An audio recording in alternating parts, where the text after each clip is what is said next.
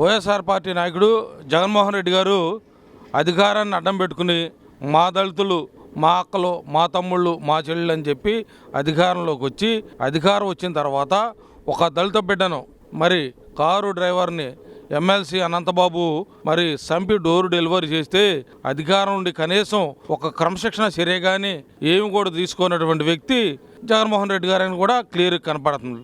అదేవిధంగా ఈ రోజు చూస్తే కూటమి ప్రభుత్వం వారు మరి చంద్రబాబు నాయుడు గారు కానివ్వండి, పవన్ కళ్యాణ్ గారు కానివ్వండి, మరి వాళ్ళు ఈ రోజున ఎక్కడ ఏది జరిగినా కూడా కులాలకు, పార్టీలకు, మతాలకు అతీతంగా ఎక్కడ అన్యాయం జరిగినా కూడా కనీసం తెలుగుదేశం పెట్లో కూడా తప్పు చేసినా కూడా శిక్షించే విధంగా కూటమి సభ్యులు చేసినా కూడా పార్టీ నుండి క్రమశిక్షణ చర్యలు తీసుకుంటున్నాయి.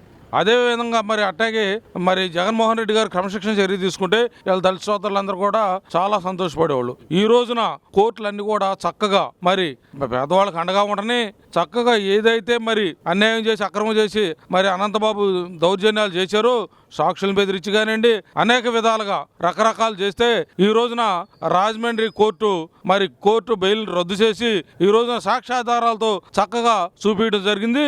మరి ఇలాంటి చర్యని మరి కూటమి ప్రభుత్వాలు ముందుగా ఉండి మరి చక్కగా తీసుకున్నందుకు కూటమి ప్రభుత్వానికి ప్రత్యేకమైన ధన్యవాదాలు తెలియజేస్తున్నాం. అలా దుర్మార్గం ఆ రోజున ఒక ఎస్సీ క్యాండిడేట్ని మరి డోర్ డెలివరీ చేస్తే ఎమ్మెల్సీ గుండా అనంతబాబుని క్రమశిక్షణ చర్య కనీసం అతను పార్టీ సభ్యత్వం రద్దు చేయడం కానీ, ఎమ్మెల్సీని రద్దు చేయడం కానీ చేయకుండా మరి ముఖ్యంగా పాలాభిషేకం అతను బయటకు వస్తే, జైలు నుండి బయటకు వస్తే పాలు మరి పూలు ఈ రకంగా చేశారంటే ఎంత దుర్మార్గమైన చర్య కూడా ఆ గవర్నమెంట్లో ఏ రకంగా ఉందనేది కూడా మనం అర్థం చేసుకోవాలా. అంటే హత్యలు, మానభంగాలు జైలుకి చేసి వస్తే కమ్మగా పాలతో అభిషేకాలు చేస్తూ పూలతో మరి చక్కగా వాళ్ళకి విరజల్లుతూ స్వాగతాలు పలుకుతూ ఈ రకంగా చేయడం చాలా దుర్మార్గమైన చర్య.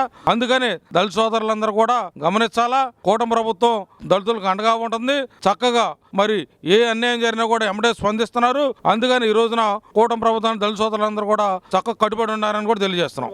ఆయనకి ఏంటంటే వెనకమాల వైఎస్ఆర్ పార్టీ జగన్మోహన్ రెడ్డి గారు వినోదనగా ఉన్నారు, నాకు ఇబ్బంది లేదు, నన్ను ఏం చేయరు అనే ఉద్దేశంతో ఉన్నాడు. కానీ ఈరోజు అట్ట లేదు. ఈరోజు కూటమి ప్రభుత్వం చక్కగా కోర్టులు కానీ అన్నీ కూడా సాక్ష్యాధారాలతో చక్కగా ఉండి ఈ రోజున ఆయనగా చక్కగా శిక్ష పడే రోజు దగ్గరలో ఉందని కూడా ఈ సందర్భం తెలియజేస్తున్నాం. అతనికి మాత్రం ఎమ్మెల్సీ అనంతబాబుకు మాత్రం మరణశిక్ష లాంటిదే పడాలి. ఏ మనిషి అయినా కూడా ఒక మనిషిని చంపటం అనేది చాలా దుర్మార్గమైన చర్య. ఏ వ్యక్తి అయినా కానివ్వండి, ఒక మనిషిని చంపటం అనేది చాలా దుర్మార్గమైన చర్య.